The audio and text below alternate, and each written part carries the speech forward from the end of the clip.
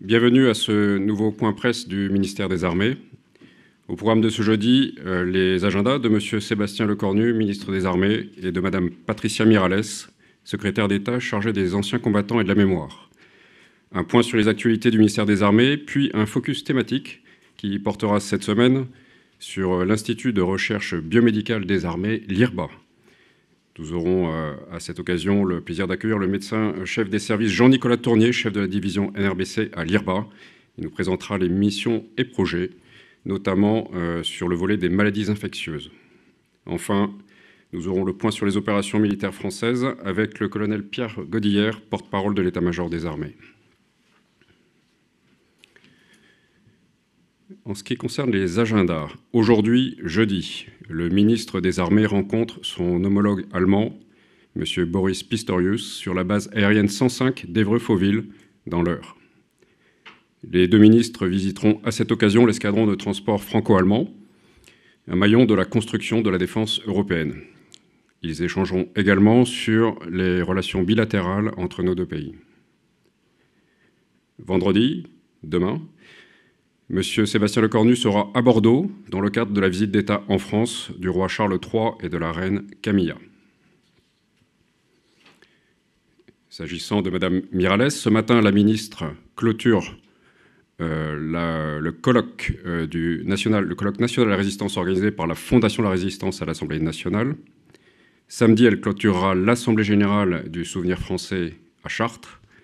Enfin, Madame Patricia Mirallès participera lundi 25 septembre, à la cérémonie en hommage aux harkis et autres membres des formations supplétives à l'Hôtel national des Invalides, ainsi qu'au ravivage de la flamme dans le cadre de la journée d'hommage aux harkis.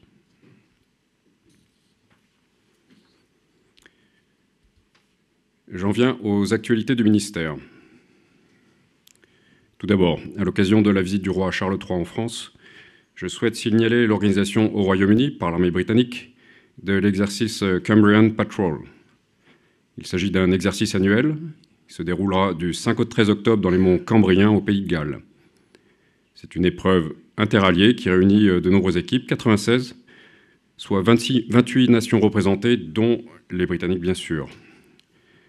La France engagera dans ce cadre 2 équipes. Une première équipe composée d'élèves officiers de l'école militaire interarmes, le MIA. Le MIA est l'une des écoles de l'Académie militaire de Saint-Cyr-Couët-Quidan. Elle a fini 2e l'an dernier et 1re il y a 2 ans. Nous irons aussi une 2e équipe composée de marsouins du régiment d'infanterie chars de marine de Poitiers, le fameux RICM. L'exercice consiste en une marche d'environ 50 km à conduire sur 48 heures avec environ 32 kg d'équipement. Marche entrecoupée de nombreux ateliers permettant la mise en œuvre de savoir-faire techniques et tactiques. Secourisme au combat, reconnaissance d'objectifs, procédure NRBC entre autres. L'objectif, renforcer les capacités opérationnelles des unités, leur interopérabilité et leur résilience. Autre exercice dans le domaine maritime avec la participation de la Marine nationale à l'exercice de l'OTAN, REPMUS Dynamic Messenger, exercice qui se déroule du 4 au 29 septembre au large du Portugal. Plusieurs nations membres de l'OTAN y participent, militaires, industriels et chercheurs de 10 nations réunis autour des usages opérationnels des drones. Les marines expérimentent conjointement dans ce cadre la mise en œuvre de nouvelles capacités autonomes afin de préparer les opérations aéromaritimes de demain. L'ambition de cette édition est d'intégrer plus largement le champ de la maîtrise des fonds marins grâce à l'usage de drones sous-marins. La Marine nationale, experte dans le domaine de la guerre des mines, déploie un officier de liaison, un détachement du groupement des plongeurs démineurs de la Méditerranée et le bâtiment base de plongeurs démineurs Pluton pour tester en interopérabilité et dans un contexte de guerre des mines la mise en œuvre du drone sous-marin Alistair 9. Quelques actualités dans le domaine des équipements. D'abord, l'hélicoptère H-160.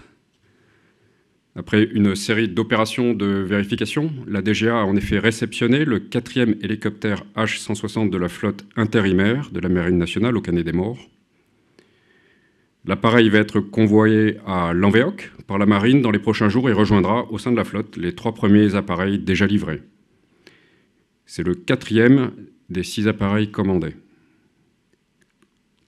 Les hélicoptères H-160 sont spécialement configurés pour le sauvetage en mer. Ils seront mis en œuvre progressivement sur l'aéroport de Cherbourg et sur les bases aéronavales de Lanvéoc-Poulmic et de Hyères. Avec ce nouvel appareil, la marine va bénéficier de la capacité de transport de charge sous élingue. Le premier de ces appareils assure l'alerte Search and Rescue depuis l'aéroport de Maupertuis, près de Cherbourg, depuis la fin du mois de juillet. Toujours dans le domaine des équipements, la réception du 12e et dernier avion MRTT. La DGA a réceptionné le 20 septembre le 12e avion de transport et de ravitaillement multirôle MRTT Phoenix, dernier appareil de la commande initiale du programme. Cette réception a été prononcée à l'issue de différentes opérations de vérification conduites pour la DGA depuis début août. Les essais se sont déroulés en Espagne, à Retafe, lieu de transformation en MRTT des avions civils A330 produits par Airbus à Toulouse. À Retafe, donc en Espagne, puis en France, à Istres, où les MRTT sont testés au centre DGA Essais en vol, centre référent des systèmes aéronautiques. Pour rappel, la 330 MRTT Phoenix est un avion polyvalent dérivé de l'avion de ligne Airbus A330. L'étendue de ses capacités lui permet de remplacer plusieurs flottes d'avions distinctes d'ancienne génération, les C-135FR et KC-135RG, pour le ravitaillement en vol, et les A310 et A340 pour le transport stratégique de personnel et de fret.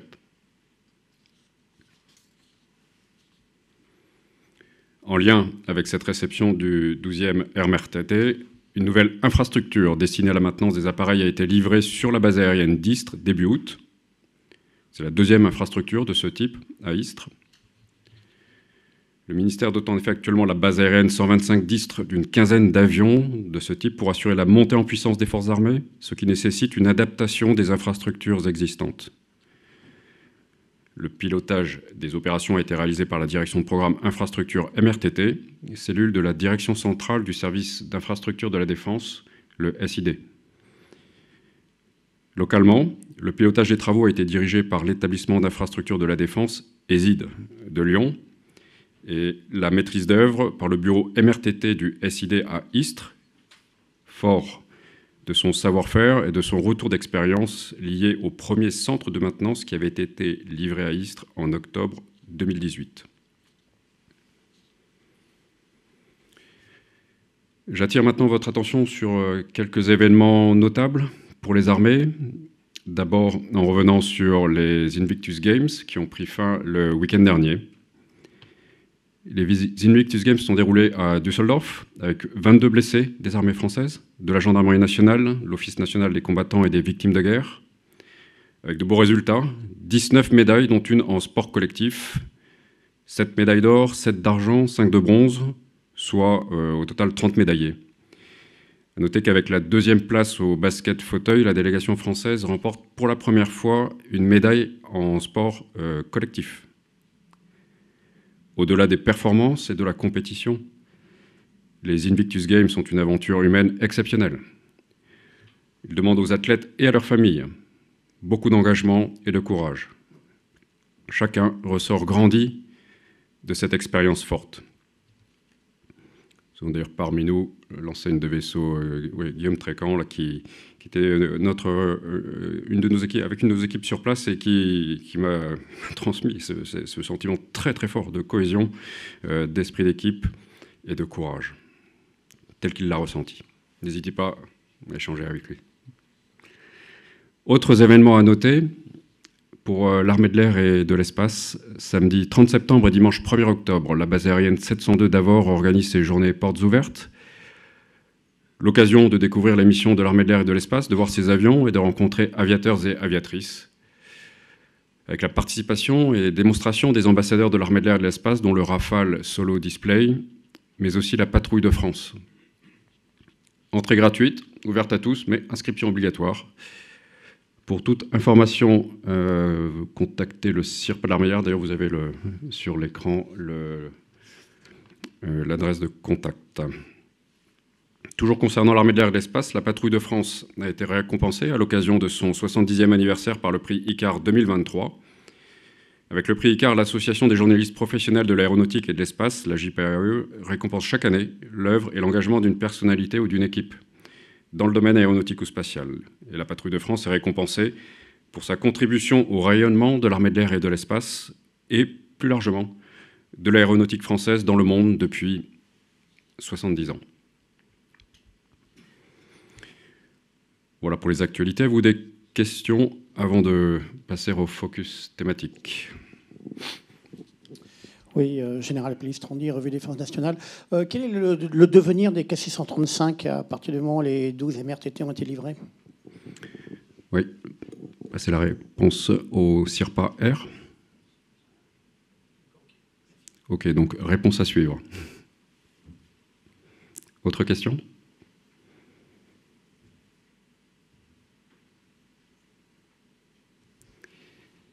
Bien, je passe donc au focus thématique consacré cette semaine à l'Institut de recherche biomédicale des armées, l'IRBA. L'IRBA est un établissement du service de santé des armées spécifiquement dédié à la recherche biomédicale de défense. Implanté en Île-de-France, à Brétigny-sur-Orge, dans l'Essonne, il a une place unique dans le paysage de la recherche biomédicale en France, car il met en relation connaissances scientifiques et singularités militaires. Sa mission repose sur 3 piliers. Recherche, appliquée à la santé du combattant, expertise scientifiques et techniques réalisées à la demande des armées, de la gendarmerie et de la DGA, formation, axée sur la sécurité du personnel des forces armées. Les domaines de recherche de l'IRBA sont très variés, étude des effets des contraintes environnementales sur la santé des militaires, climats extrêmes, manque de sommeil, altitude, exercice intense. L'IRBA dispose par ailleurs d'une renommée dans le domaine de la recherche et de l'expertise en microbiologie et maladies infectieuses, et c'est ce sujet que va développer le médecin-chef des services Jean-Nicolas Tournier, chef de la division défense NRBC à l'IRBA. C'est le médecin-chef des services. Docteur, c'est à vous.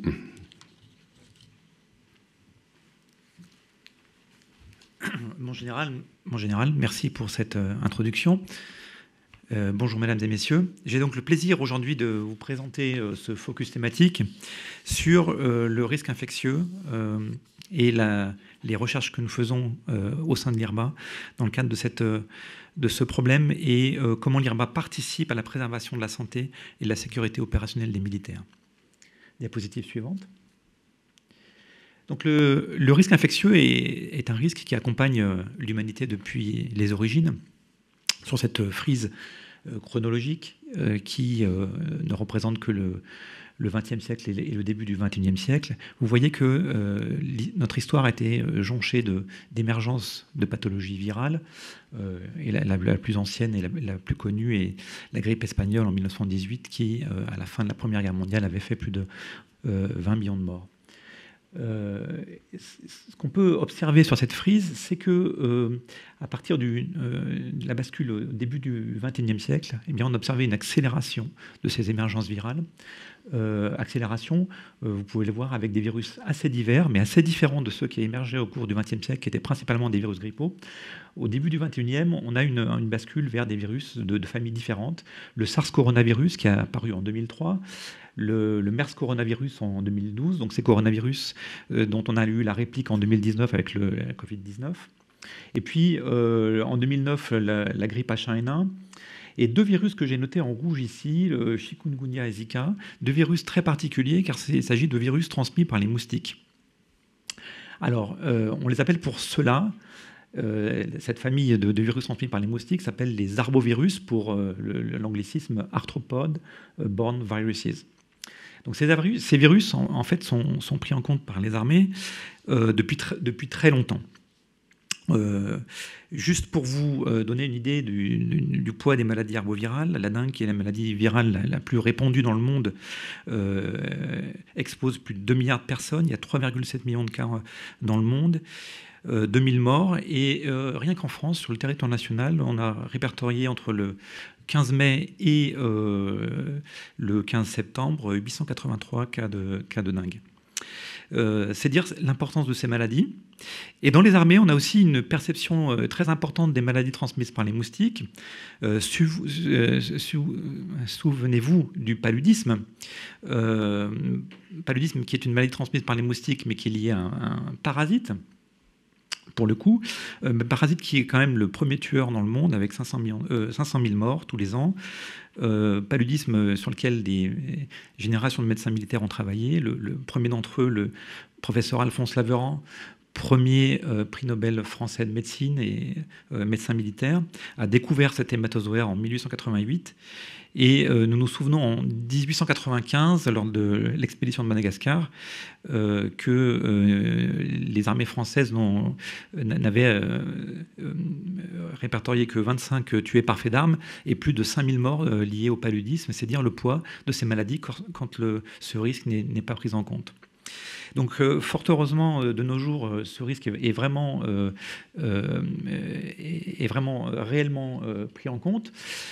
Mais vous voyez que nous sommes confrontés à deux difficultés. D'une part, à l'accélération du rythme des émergences et d'autre part, aux effets indésirables du réchauffement climatique qui a pour effet d'élargir le domaine des vecteurs. Vous savez qu'en France, nous avons la majorité du territoire national qui est désormais sur lequel se reproduit Aedes albopictus, un des vecteurs des maladies arbovirales. Et puis le transport aérien dont on a vu les effets lors du Covid-19, notamment pour faciliter la diffusion de ces maladies. Et enfin, juste un dernier point pour noter que ces maladies ont des répercussions opérationnelles. Elles l'ont eu dans le cours de l'histoire, mais elles peuvent avoir des répercussions opérationnelles. On l'a vu récemment avec le Covid-19 et les impacts que nous avons eus de ces maladies sur les opérations militaires. Donc, c'est donc pourquoi nous travaillons là-dessus. Et diapositive suivante. Donc, aujourd'hui, je vais vous parler d'un problème plus restreint, qui est celui des maladies arbovirales, qui sont des maladies qui ont des caractéristiques particulières et des difficultés, qui est celle de maladies à la détection difficile. En effet, il s'agit de maladies qui ont pour propriété principalement de donner des formes asymptomatiques, des patients donc, qui sont porteurs du virus, mais qui sont complètement sans aucun symptôme, qui ne se savent pas infecter. Et donc, quand on fait des études et quand on focalise sur l'homme, eh bien, malheureusement, on observe que la partie émergée de l'iceberg, et cette partie est vraiment très ténue dans le cadre des maladies arbovirales. On peut aussi essayer de regarder ce qui circule dans les réservoirs animaux. Et ici, on a affaire à des maladies qui principalement circulent dans des réservoirs d'animaux sauvages. Et c'est très difficile d'avoir accès aux animaux sauvages et de pouvoir y faire des études d'épidémiologie. On peut aussi regarder dans le sérum des patients qui sont ou de la population générale. On peut faire des études de ce qu'on appelle de la séroprévalence. Le problème, c'est qu'on aura une idée très indirecte de ce qui circule et ce qui est présent, et notamment on ne pourra pas dater, de quand date l'infection. Et puis le dernier élément de ces maladies, c'est la surveillance des moustiques. C'est des surveillances qui sont possibles, mais c'est des surveillances qui sont très complexes à mettre en œuvre, parce qu'il faut rechercher une aiguille dans une botte de foin. Vous savez que chez les moustiques, seules les femelles piquent l'homme, donc seules les femelles transmettent les infections et sont infectées. Donc dans une population de moustiques, vous avez déjà 50% de la population qui ne sert à rien d'être surveillée. Et par ailleurs, la fraction des moustiques infectés est relativement faible, ce qui fait que ces études coûtent très cher et ont un rendement très faible. Et l'innovation dont je vais vous parler aujourd'hui, c'est le piège à moustiques MX qui a été mis en œuvre et inventé par deux jeunes chercheurs dont je voudrais saluer l'esprit d'innovation qui forge l'ADN du service de santé, qui ont eu l'idée, et souvent l'histoire survient par des chemins un peu complexes. Ils ont fait l'observation que chez les insectes infectés, eh bien, par un arbovirus, on trouvait très peu de virus sur les moustiques, et par contre, on en trouvait des très grandes quantités dans les déjections qu'ils produisaient. Et ils ont eu l'idée, à partir de cette observation scientifique, d'en développer une application, notamment pour la surveillance des maladies arbovirales. Diapositive suivante.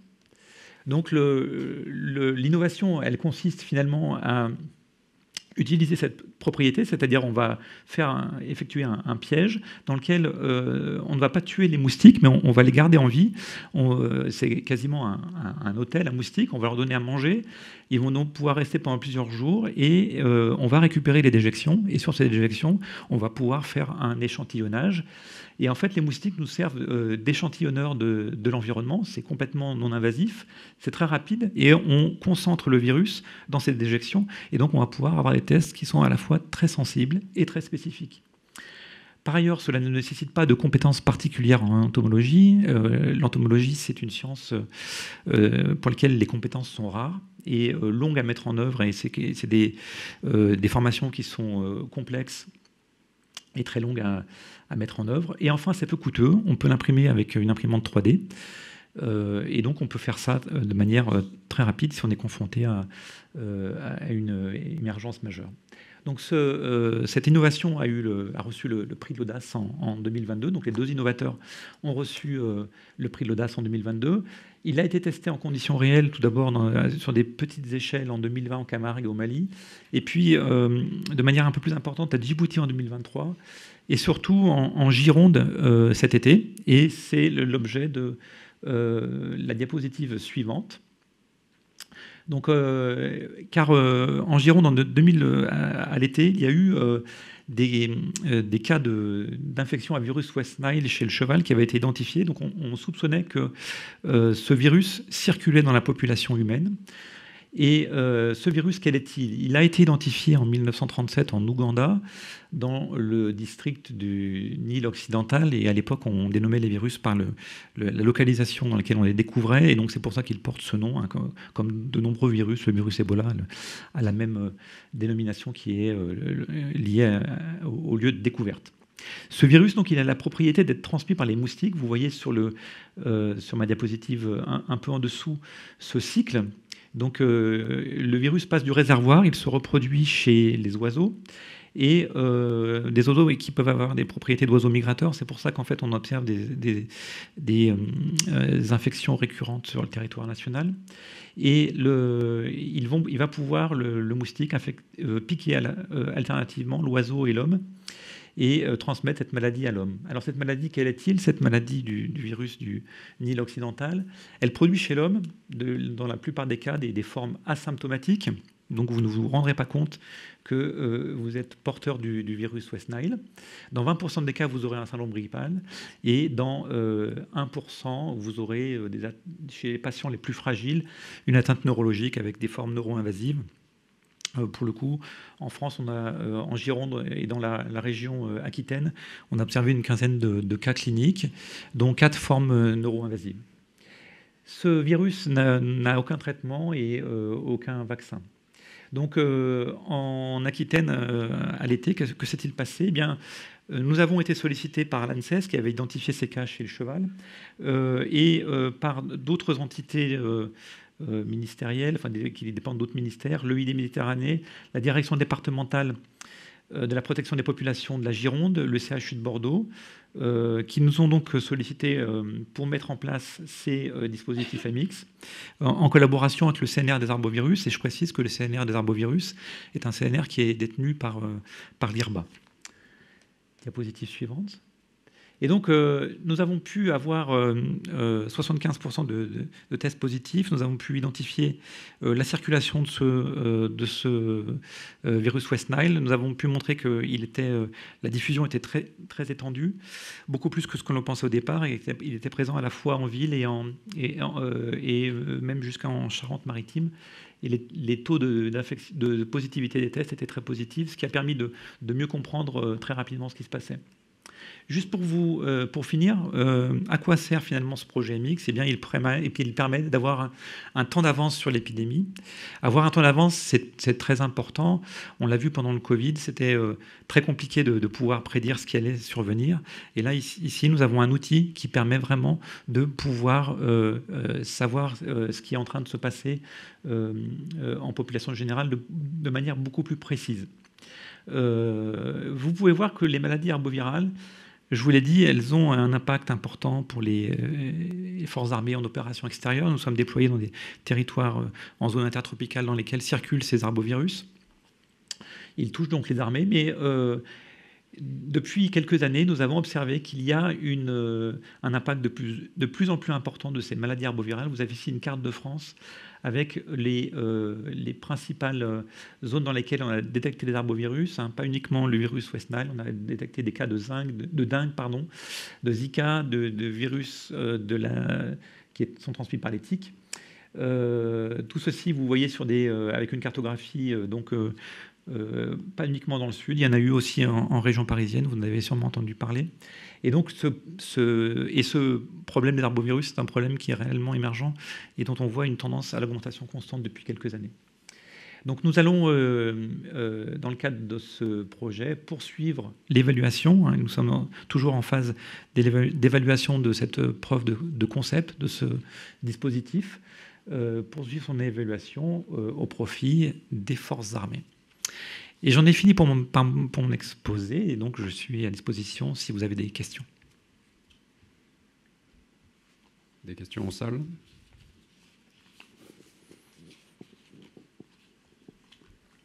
Oui, bonjour. Marina de Russet de l'AFP. J'ai une question sur, vous parlez du changement climatique. Concrètement, quel peut être l'impact en termes de maladies et sur les armées? Je n'ai pas bien saisi cette partie-là, excusez-moi. Non, alors là, dans mon propos, l'impact n'était pas du tout sur les armées. Mon propos était sur les maladies infectieuses, notamment celles transmises par les moustiques, car on sait que le changement climatique a commencé à induire la diffusion des vecteurs, notamment Aedes albopictus, le moustique tigre, qui est actuellement présent sur l'ensemble du territoire national. Et donc, on sait que le climat a un effet direct sur ces maladies à transmission vectorielle, de par l'effet du climat sur les vecteurs. Est-ce que j'ai été clair ?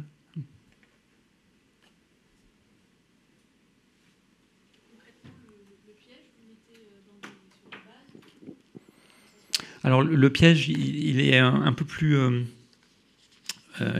gros que ce que je vous ai montré, puisqu'en fait il faut aussi une source de CO2 qui va attirer les moustiques. Et il est déposé en plein air, sur des zones qui sont répertoriées, cartographiées. On a les points GPS de l'ensemble de ces pièges quand ils sont mis en place. Et puis ces pièges sont ensuite relevés régulièrement.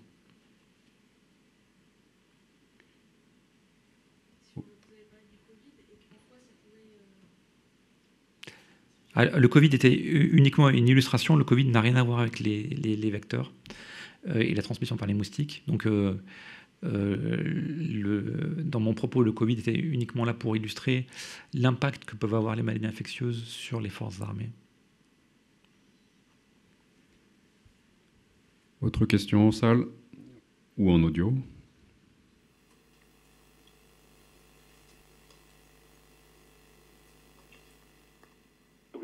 Bonjour, je ne sais pas si on m'entend.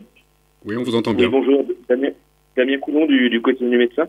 J'aurais juste voulu en savoir un petit peu plus sur les méthodes de détection qui sont employées derrière pour retrouver des traces de virus dans la déjection d'insectes. Comment est-ce que vous vous y prenez une fois que vous récupérez les pièges? Très bien. Techniquement, donc c'est relativement simple. C'est basé sur de la PCR. Donc, on récupère les déjections, on fait l'extraction des acides nucléiques et ensuite des cycles de PCR.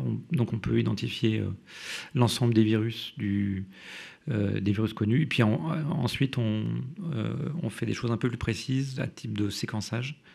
On fait du séquençage de génome de virus. Donc, sur les déjections, c'est tout ce qu'on peut faire. Et si on conserve les moustiques, on peut aussi isoler les virus vivants. Donc ça, c'est intéressant, notamment pour des études ensuite de virulence. Ça, c'est plutôt de la recherche. Ensuite, c'est de la recherche des projets qui démarrent. À partir des virus qui ont été isolés en Nouvelle-Aquitaine, on va pouvoir faire des études de virulence sur les virus vivants et faire des caractérisations beaucoup plus fines sur les virus qui ont été isolés.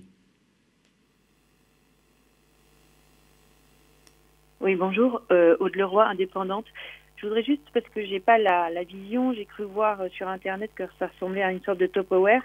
À combien d'exemplaires vous en avez et où est-ce que vous faites des détections comme ça de où est-ce que vous mettez vos outils sur quelle planète, ou sur la planète pour pouvoir faire de la prévention? Alors, il faut bien vous rendre compte qu'il ne s'agit pas d'un outil qui, pour l'instant, est passé en phase d'industrialisation, de mise en place large. Il s'agit, donc l'Institut de recherche biomédicale des armées mène des activités de recherche. Il s'agit ici d'un projet de recherche et d'innovation. Donc, nous sommes en phase de preuve de concept de cet outil afin d'en connaître mieux ses performances et ses limites avant d'avoir un plan ultérieur de développement à plus large échelle. Donc pour l'instant, nous avons il s'agit de projets de recherche, comme je disais, donc c'est quelques unités, quelques dizaines d'unités que nous déployons en fonction des besoins et que nous pouvons fabriquer quasiment à la demande, puisqu'il s'agit entre guillemets, comme vous l'avez dit, tupperwares qui sont produits par imprimante 3D. Donc tout est relativement simple à produire et ça évidemment, ça peut être produit ensuite. On peut imaginer une production à plus large échelle. Damien Coulon, de nouveau du côté du médecin. Je voulais juste savoir si les fichiers STL, vous les aviez mis à disposition du grand public. Est-ce que vous savez si d'autres organismes de recherche, d'autres équipes se sont emparés de cet outil? Alors cet outil a été publié, donc il est fait. L'IRMA produit de la recherche scientifique, donc publie de manière complètement ouverte ses travaux. Et le code même pour imprimer en 3D a été mis à disposition et est en science ouverte. Donc il est disponible de manière complètement ouverte.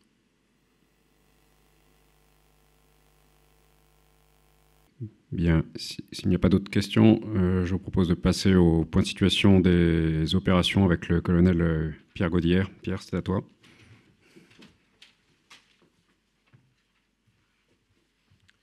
Merci, mon général.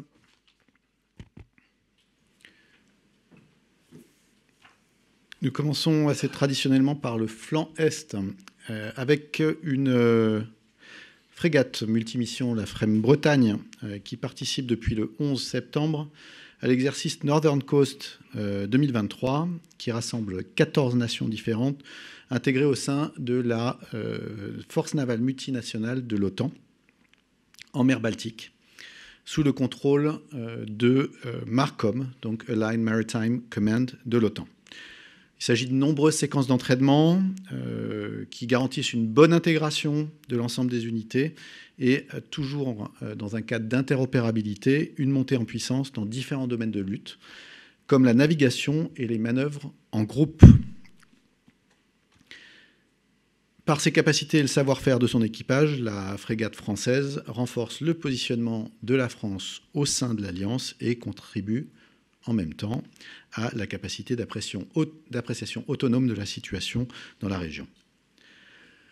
Sur terre et en Estonie, avec la mission Lynx, le 12 septembre, sur le camp de Nursipalu, dans le sud-est de l'Estonie, l'ensemble du sous-groupement tactique interarmes a réalisé un entraînement d'envergure marqué par des manœuvres tactiques impliquant des véhicules Griffon, des AMX-10 RC et des tirs de mortier.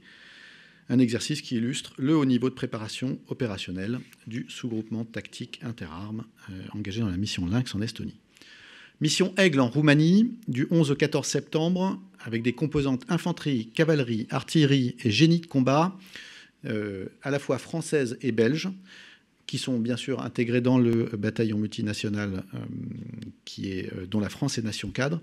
Eh bien, toutes ces composantes ont participé à l'exercice Eagle Inderatnik sur le camp d'entraînement de Chinku. Au total, c'est près de 200 soldats belges et français qui ont pris part à cet exercice qui implique l'ensemble de la capacité opérationnelle de ces deux nations présentes sur site. Cet exercice interarmes a permis d'éprouver la coordination interalliée au sein du bataillon et de confirmer, là encore, une interopérabilité à la fois technique entre les matériels et tactique entre les procédures employées par les différentes compagnies. En mer Noire, Depuis le 11 septembre, un détachement de plongeurs démineurs de la Marine nationale participe à l'exercice Sea Breeze 23 en Roumanie. Cet exercice à la fois terrestre et maritime a pour objectif de préparer les alliés de l'OTAN et les partenaires de la zone à conduire des activités de repérage et de relevage de mines dans les eaux territoriales de l'Alliance et, là encore, de développer interopérabilité et connaissance commune des procédures. En Méditerranée orientale, du 11 au 14 septembre, la frégate de défense aérienne FDA Chevalier Paul a conduit et commandé l'exercice quadripartite Eunomia aux côtés du partenaire chypriote, italien et grec. Organisé par la France, l'exercice a réuni de nombreuses unités de surface et un sous-marin allié et des avions, dont des Rafales grecs et français de l'armée de l'air et de l'espace. Le 17 septembre, alors qu'elle débutait son transit-retour, la FDA, la frégate de défense aérienne Chevalier Paul, donc, a réalisé un exercice de défense aérienne avec 2 Rafales de l'armée de l'air et un avion ravitailleur A400M. Le Chevalier Paul a par la suite effectué un ravitaillement à la mer avec le bâtiment allemand Frankfurt am Main au large de la Crète dans des conditions météorologiques complexes.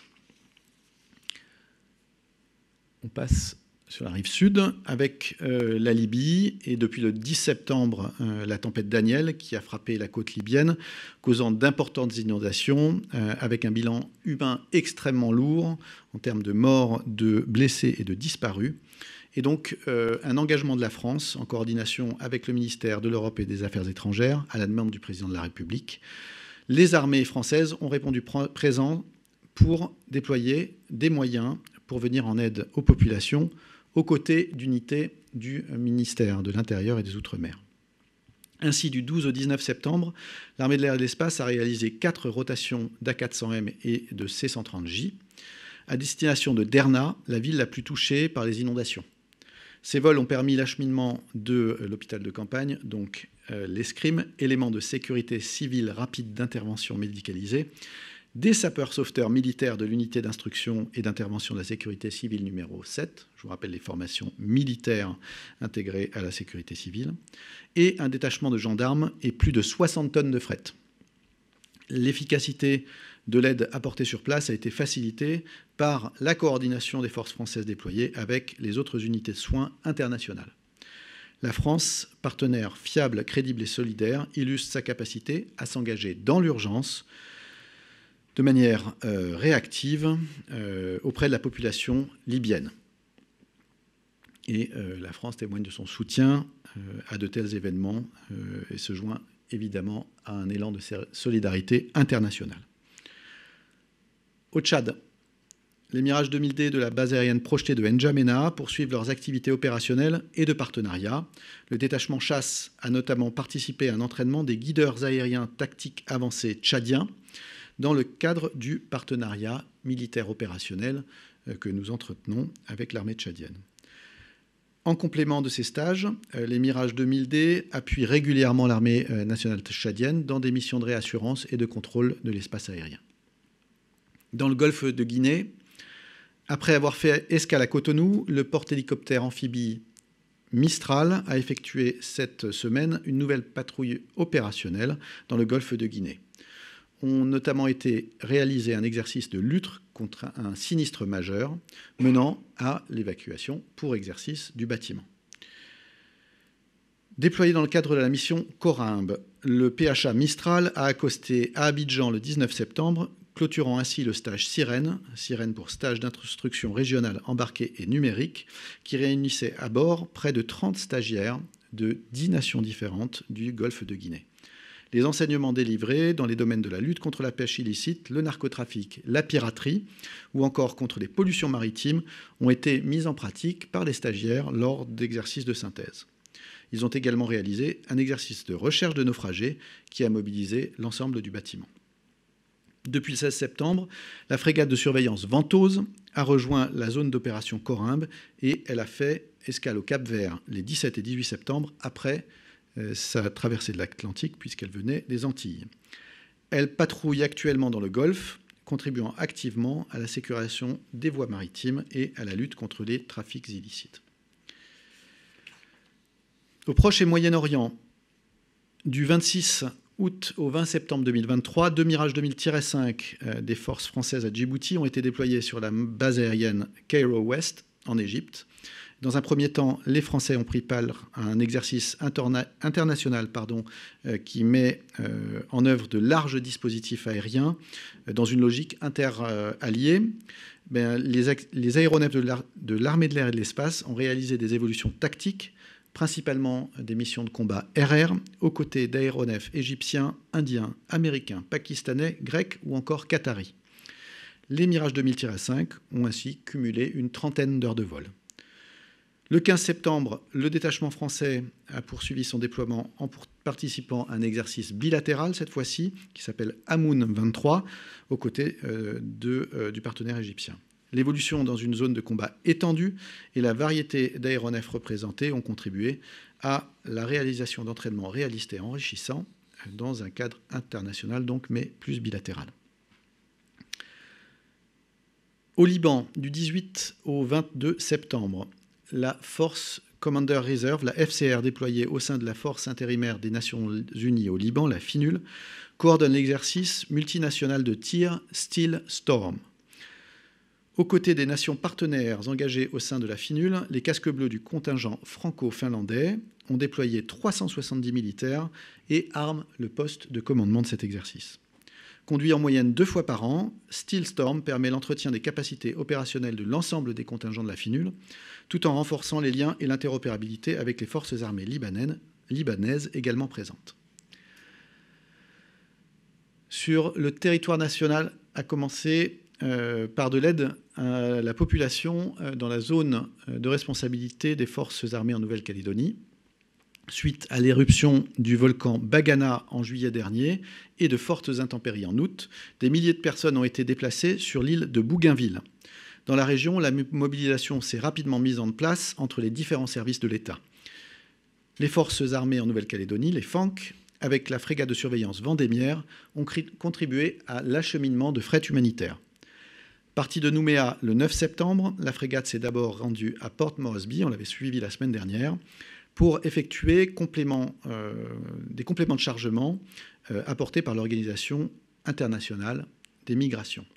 Arrivée à proximité du camp de déplacés le 17 septembre, une première partie du fret humanitaire a été déplacée au plus près par l'hélicoptère Dauphin du Vendémiaire grâce à une dizaine de treuillages. L'ensemble de l'aide humanitaire a finalement été débarqué le 18 septembre sur l'île de Bougainville.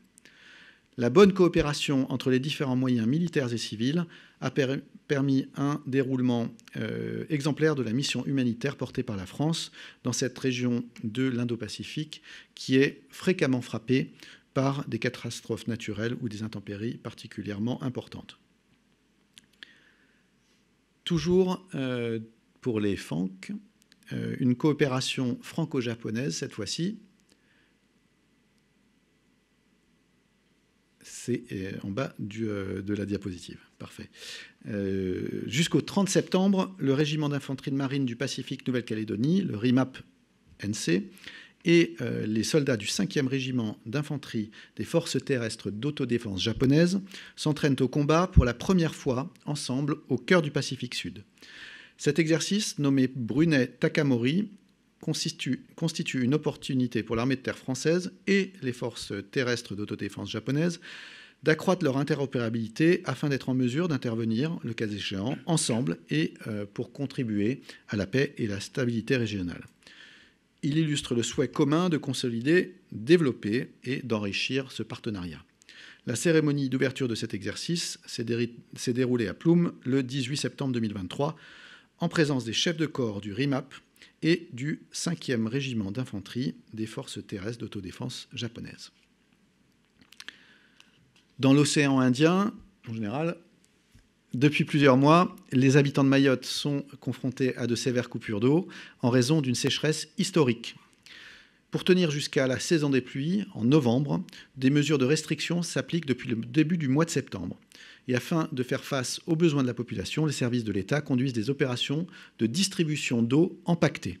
Le concours des armées a été sollicité pour assurer des renforts ponctuels sur les points de distribution vers la population.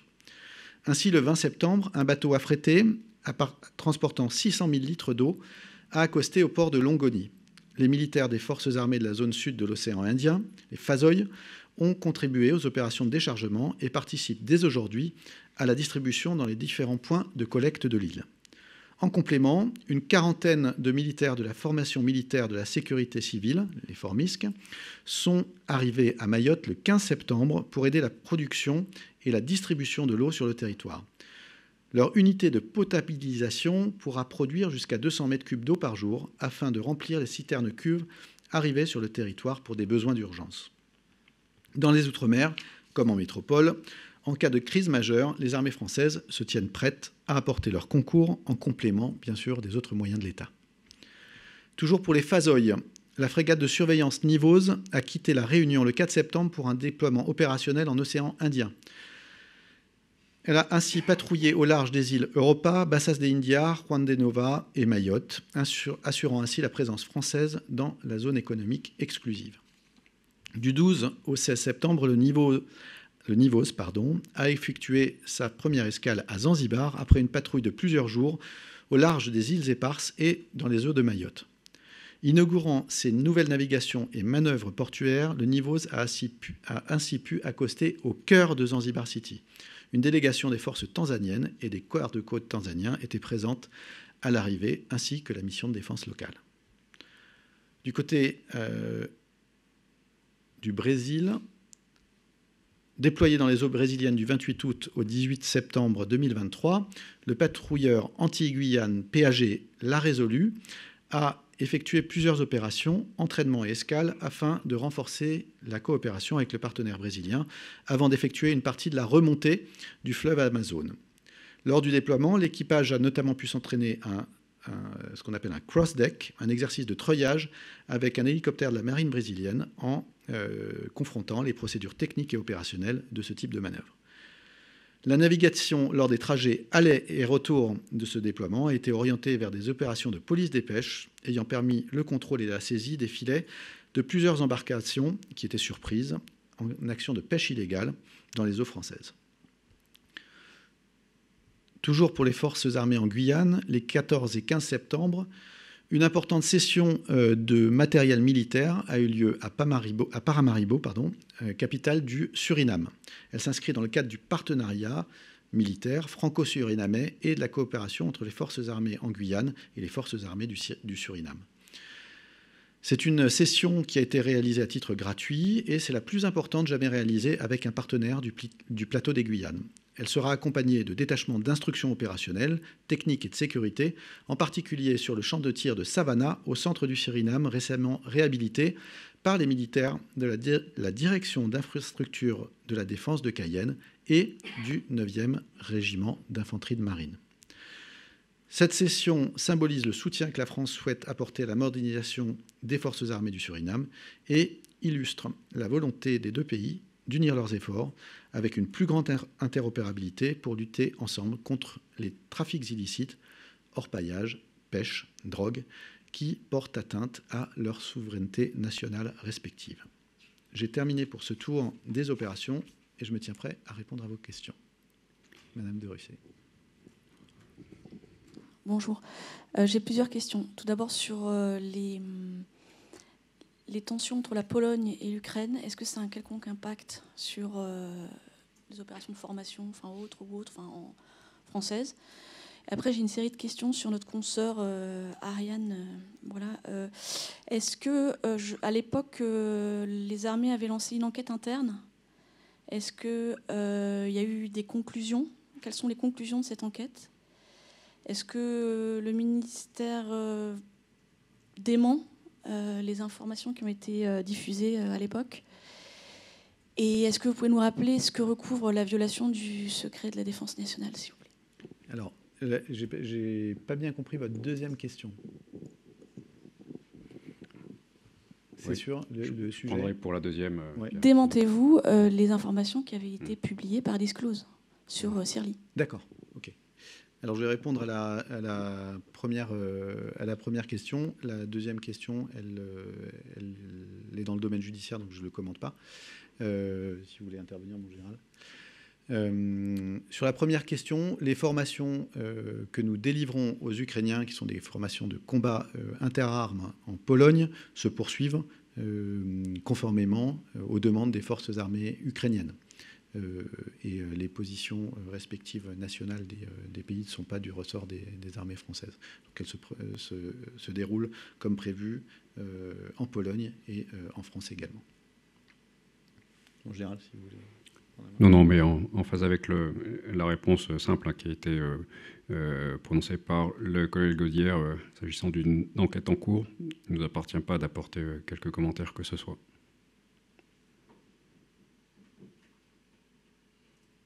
Est-ce qu'il y a d'autres questions ? La situation au Niger suite à l'article de Philippe Chapelot dans Ouest France, s'il vous plaît. Alors, nous avons répondu à Philippe Chapelot lorsqu'il nous a posé la question, et je crois qu'il est en audio. La situation au Niger, je recommence par le début, les activités opérationnelles des forces françaises qui sont stationnées au Niger avec les forces nigériennes, elles sont suspendues depuis le 26 juillet. Donc c'est une situation particulière où les forces françaises restent dans leur campement ou base aérienne projetée. Ça ne veut pas dire qu'ils ne continuent pas à s'entraîner et à être prêts. Donc ça, c'est la première chose. Pourquoi ? Parce que les militaires, c'est dans leur mission, c'est dans leur préparation et c'est dans leur exécution de mission d'être déployés dans des conditions qui sont rustiques, dans des situations incertaines et qui sont prêts justement à faire face à ces situations. Donc ça, c'est la première réponse. La deuxième question doit porter sur on va dire, l'aspect moral. Déjà, il s'agit de témoignages il y a 1 ou 2 témoignages. Ça ne représente pas une statistique sur 1500 soldats et aviateurs qui sont déployés au Niger. Les remontées, et c'est une priorité et quelque chose qui est absolument suivi par le commandement local. La résilience de nos soldats et aviateurs, à laquelle on rend hommage, mais ils en ont parfaitement conscience. Ils ont parfaitement conscience que c'est une clé et que c'est motivant. Donc ça, c'est une première réponse sur l'aspect moral. La deuxième réponse, c'est que des situations particulières, il y en a dans tous les détachements et qu'il y a un dialogue de commandement qui est mis en place dans les différents détachements et que ça remonte de cette manière et que le moral est bon actuellement.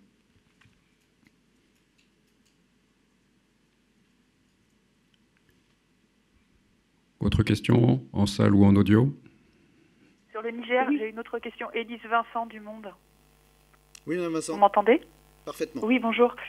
Je rebondis aussi sur l'article de M. Chapelot. Parmi les témoignages, on apprend que les armées sur la base pourraient ne plus avoir d'électricité à partir de dimanche. Est-ce que vous pouvez confirmer cette information ? Je n'ai pas de commentaire sur ces propos rapportés. D'accord. Vous ne démentez pas non plus. Où est-ce qu'on en est de la logistique pour tout ce qui est livraison, notamment d'alimentation ? Alors, le partenariat avec les forces nigériennes est suspendu. Ça ne veut pas dire qu'on ne se coordonne pas avec les forces nigériennes. Pourquoi ? Parce que nos lieux de stationnement sont co-implantés ou à l'intérieur de bases, en l'occurrence à Niamey par exemple, de bases nigériennes. Donc il y a un dialogue niveau fonctionnel ou technique qui est établi avec les forces nigériennes. Et en ce qui concerne les ravitaillements, quelquefois on va dire le dialogue est particulièrement complexe et j'ai pas plus de commentaires à faire que ça. Désolée, je rebondis encore, Élise Vincent du Monde. Donc, est-ce qu'aujourd'hui, vous pouvez nous confirmer que le ravitaillement continue et est opérationnel entre les forces nigériennes et pour l'armée française ? Je n'ai pas de confirmation à vous apporter, outre le fait que nous continuons à dialoguer pour établir des flux vers nos emprises. Après, il y a une part aussi d'autonomie, bien sûr, de nos militaires sur place. Autre question ? Oui, j'avais une question. Oui. Est-ce que vous m'entendez? Oui, on vous entend bien. Jean Bexon, journal de l'île de la Réunion. Je voulais savoir pour Mayotte, notamment sur la livraison d'eau, il y a eu un mort lors du débarquement un docker qui est mort lors du débarquement des bouteilles d'eau impactées.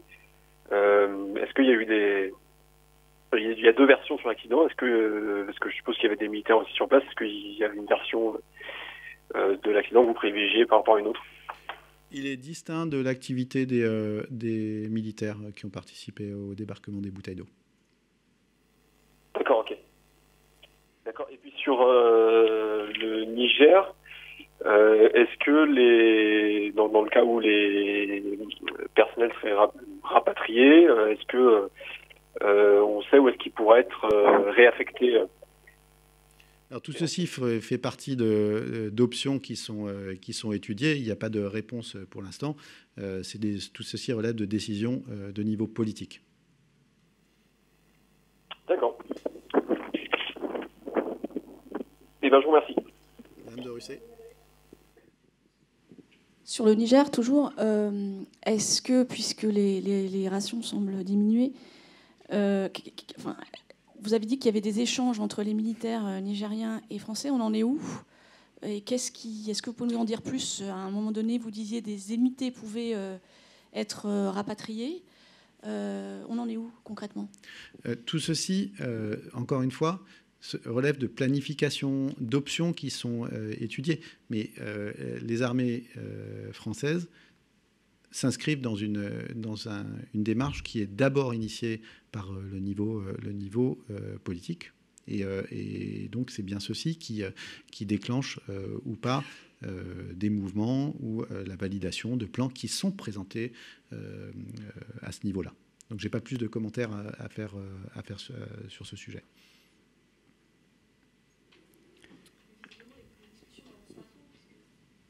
Visiblement, les discussions n'avancent pas trop. Ça fait quand même un mois qu'on en parle.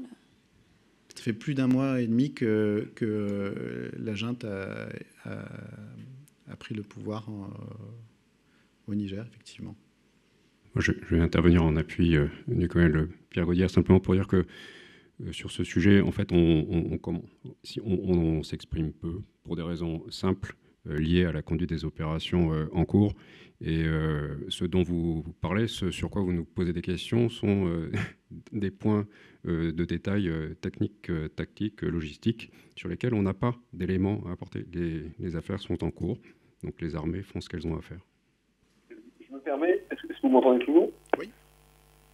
Est-ce que vous pouvez juste préciser quel est le rôle et quel va être le rôle des armées dans la gestion de la crise de l'eau à Mayotte, du coup? Les armées interviennent en complément des services de l'État qui sont mobilisés, et notamment par le préfet. Et ça peut être sous la forme de réquisition à partir du moment où les moyens à la fois locaux ou mis en œuvre par d'autres ministères sont soit inadaptés, inefficaces, enfin la règle des 4I, je vais vous en faire grâce, inadaptés, inefficaces, inexistants, et puis le dernier... Insuffisant, merci mon général. Voilà, et donc c'est vraiment dans un contexte de complément, d'approche interministérielle, et auquel les armées apportent leur soutien, bien évidemment. Et est-ce que vous n'avez pas peur, pour les gens du général qui est présent, que les phasoils soient un peu occupés, pas que ça nuise à la performance des autres missions sur lesquelles les phasoils sont occupés? C'est bien l'intérêt d'un dialogue interministériel où chaque ministère avance ses besoins, ses capacités pour construire une solution qui soit adéquate. Et la dimension d'impact sur d'autres activités opérationnelles est bien entendu prise en compte. Mais il s'agit d'une situation exceptionnelle. Et donc ce niveau d'arbitrage est tout à fait audible. Dans 3 semaines, comment est-ce que vous voyez la situation concrètement à Mayotte? Alors, j'ai pas de boule de cristal. nous apportons le soutien qui nous est demandé dans les conditions que je vous ai données. Donc une participation d'unités pour débarquer l'eau, des unités militaires, des formations militaires de la sécurité civile qui vont contribuer à de la désalinisation, ou en tout cas de la potabilisation d'eau. Et voilà, donc soit des compétences spécifiques qui n'existent pas ailleurs, soit un complément de force, de soutien, on va dire numérique. Et voilà, donc compétences spécifiques, moyens inexistants. Encore une fois, reportez-vous à la règle des 4I que je ne vais pas réussir à vous reproduire. Je vous remercie. Merci à vous. Y a-t-il une dernière question ?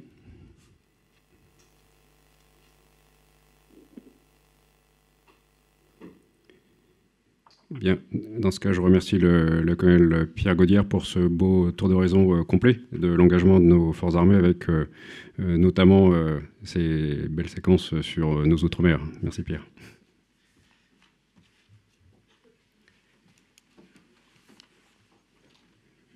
Voilà, pour la semaine prochaine, je vous donne rendez-vous donc ici même à 11h. Le prochain point de presse nous permettra de vous présenter un focus sur un événement mémorial, les cérémonies du 80e anniversaire de la libération de la Corse qui se déroule depuis le 9 septembre et jusqu'au 4 octobre. Anniversaire partagé entre Ajaccio, lieu de l'insurrection réussie contre les forces d'occupation allemandes, et Bastia, dont la libération, le 4 octobre 1943, marquait la fin de l'opération militaire.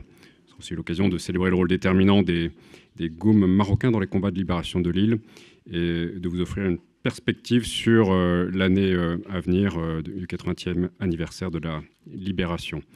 Je vous remercie et je vous souhaite une bonne journée.